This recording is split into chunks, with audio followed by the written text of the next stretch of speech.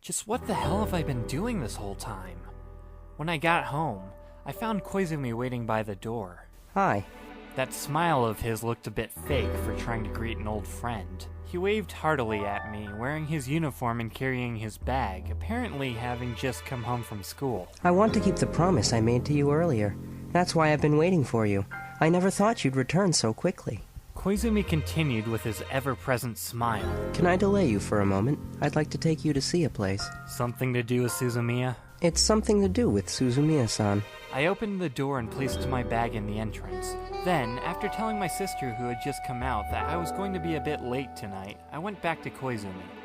A few minutes later, we went for a ride. Koizumi flagged down a taxi that stopped by my place. Then, we rode eastbound along the main road.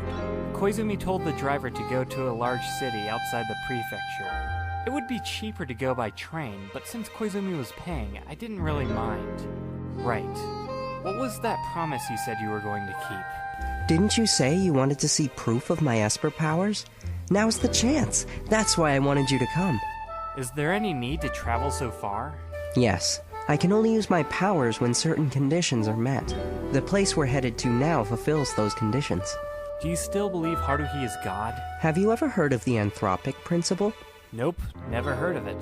Koizumi sighed and smiled again. Basically, it's the theory that if something must be true for us as humans to exist, then it is true simply because we exist. I don't get it.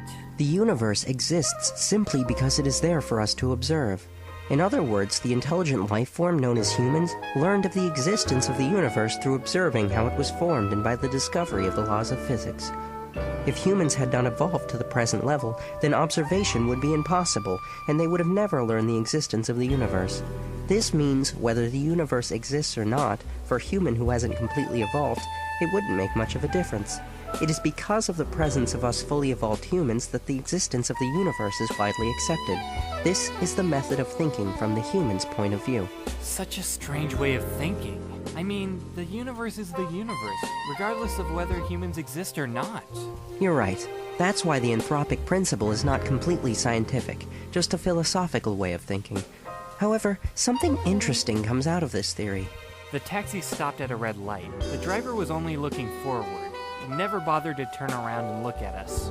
Why did the universe come to be in a state suitable for human habitation? A minor change in the gravitational constant would mean a completely different universe from the one we're in. Other sets of rules, such as Planck's constant or the mass ratio of atomic molecules, seems to be designed specifically so that humans can live in this universe. Don't you find this incredible? The stuff Koizumi said sounded a lot like one of those rhetorical flyers given out by newly formed religions whose founding principles are based on scientific theories. Relax. I don't believe in the existence of an almighty God or the ultimate creator that created humans.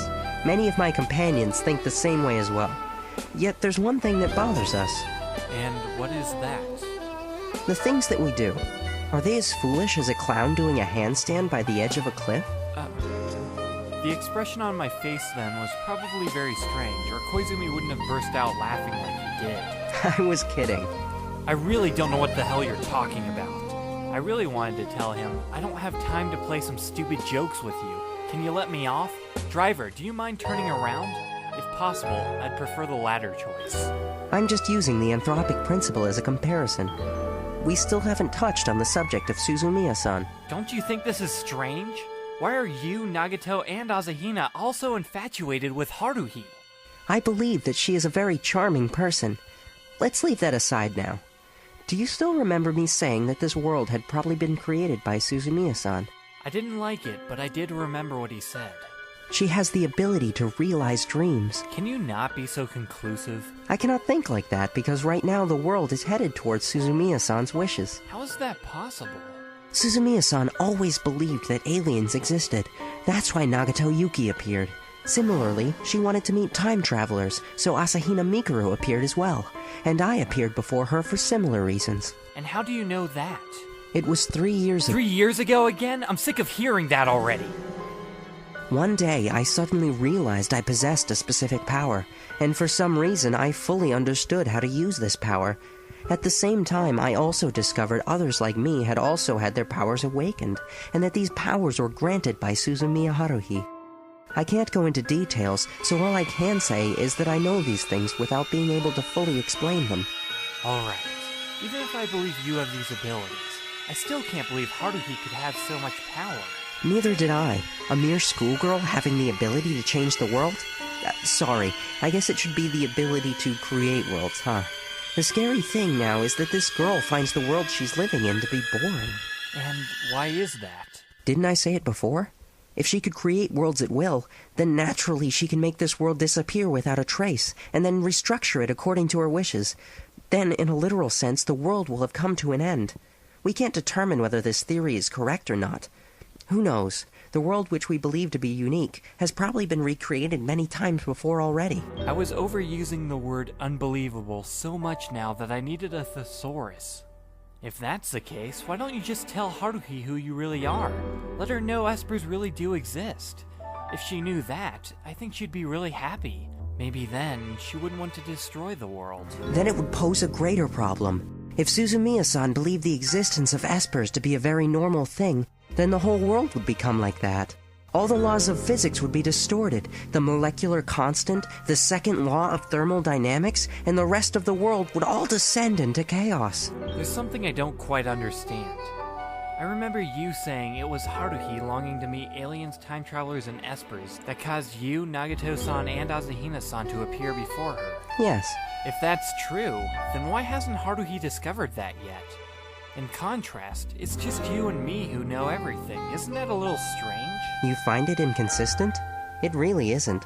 The real inconsistency is within Suzumiya-san's heart. Could you please say something I understand for once? In other words, she does hope for the existence of aliens, time travelers, and espers. Her common sense, however, is telling her that these things don't exist, and this creates cognitive dissonance. Though she may be eccentric in her actions and speech, her thinking is still no different from the ordinary person. Her stormy enthusiasm has slowly calmed down in the last few months, and we're glad to see her stabilize. Yet a tornado-like change has occurred suddenly. And why is that? It's all because of you. Koizumi raised his lips. If you hadn't given Suzumiya-san some funny ideas, we would still be observing her from behind the scenes right now. What did I do? It was you who encouraged her to form this weird club. All because of a conversation she had with you, she came up with the idea of forming a club to gather all the mysterious characters. So now you must carry full responsibility for all of this. It is because of you that the three groups most concerned with Suzumiya Haruhi have now gathered together. That's an unfair accusation. I defended myself unconvincingly. Koizumi only smiled and continued. But that's not the only reason. He paused after saying that. As I was about to respond, the driver suddenly said, "We're here." The car came to a stop and the door opened. I stepped into the crowded street with Koizumi. Though the driver then drove off without charging any fare, I wasn't at all surprised. If the locals wanted to go shopping, this would be the place to do it. It's your typical local metropolis with a railway interchange as well as all sorts of department stores and complex architecture. The sunset washed over the bustling street full of pedestrians in a glowing golden light. When the lights at the intersection ahead turned green, the road became occupied by a sea of people in an instant. We were momentarily separated by this wave after we got off the sidewalk. What is it that you wanted to show me by bringing me here? Walking slowly by the zebra crossing, Koizumi looked ahead and said there was still time for me to change my mind if I wanted to. I'm already here anyway, so cut to the chase. Walking beside me, Koizumi suddenly grabbed my hand. What the hell do you think you're doing? Excuse me, but could you please close your eyes for a while? This won't take long. I ducked out of the way of passing commuters. The green light started flashing. All right. So I obediently closed my eyes. I could still hear the many footsteps on the street, the car engines roaring, the endless chatting, and all sorts of noises. Under Koizumi's guidance, I walked ahead 1 step, 2 steps, 3 steps, and then I stopped. You can open them now. I slowly opened my eyes. The whole world fell into a shade of gray. It was really dark. I couldn't help but lift my head towards the sky. The glowing orange sun was nowhere to be seen, and the sky was covered by gloomy gray clouds. Were those really clouds? The flawless dark horizon stretched endlessly ahead in every direction. The only thing that stopped this world from falling completely into darkness was the occasional light that shone through, replacing that of the bright sun, producing a weak glow in the dark gray sky. There were no people anywhere. Besides me and Koizumi standing in the middle of the intersection, the bustling crowd that was here before had now vanished without a trace. In the empty darkness, only the traffic lights flashed, changing to red, while the other set of traffic lights turned green. Yet there was not a single vehicle on the road. It was so quiet that one might wonder if the world had stopped spinning. We're now in a gap within the cross-dimensional fault line. This is a sealed reality, a place that is completely cut off from the world we live in. Koizumi's voice was particularly clear in the silence. The center of this intersection falls right by the wall of this sealed reality. Look, just like that. Koizumi's outstretched arm stopped in midair as though blocked by something. I tried to do the same thing and stretched my arm towards that direction. It felt like touching cold-washed vegetables. My hands pushed through the surface of an elastic invisible wall, but I could not extend any further than 10 centimeters in. This sealed reality has a radius of 5 kilometers. Usually it's impossible to enter using normal physical means. One of my powers is the ability to enter such spaces. Like a bamboo forest, not a single light shone from the surrounding buildings. The shops within the shopping district were all dark inside, with only the street lamps flickering weakly. Where is this place? No, the question ought to be, what dimension is this? I'll explain as we move along. I'm not too sure about the details, but this is a dimension located not far from ours. Let's put it this way. A cross-dimensional fault line just appeared right over there, and we have entered through the gap. At this moment, the outside world is still going on with its everyday life. It's nearly impossible for normal humans to stumble upon this world by accident. We made it to the other side of the street. Koizumi walked in a direction he had already decided. Imagine an inverted, bowl-like, egg-shaped dimension, and this place is its interior. We entered a multi-story apartment complex, but not a single person could be seen, not even a speck of dust. Sealed realities occur randomly. Sometimes it's once every other day, and sometimes it appears every several months. Yet one thing's for sure. Even though it was dark inside, we climbed up the stairs. If I hadn't been following Koizumi closely, I would have tripped. Whenever Suzumiya-san is in a mentally unstable condition, this space will appear. We arrived at the rooftop of the apartment block. Once a sealed reality appears, I will be able to sense it. So too can my companions. How do we know that? Frankly, even we don't know how. In any case, we just know when and where a sealed reality will appear, and how to penetrate it. I can't describe this feeling in words. I held on to the rooftop fence and looked towards the sky. No breeze could be felt. You brought me here to see this? There's hardly anyone here. No, the real thing comes after this. It's about to start. Quit joking around. But Koizumi pretended not to see my unpleasant expression. My abilities are merely to detect sealed realities and penetrate them. To be honest, I can even detect Suzumiya-san's state of mind. This world is like a blister created from the tremors of Suzumiya-san's unstable emotional state, and I am the medicine designed to cure the blisters. Your analogies are pretty hard to understand. People often tell me that.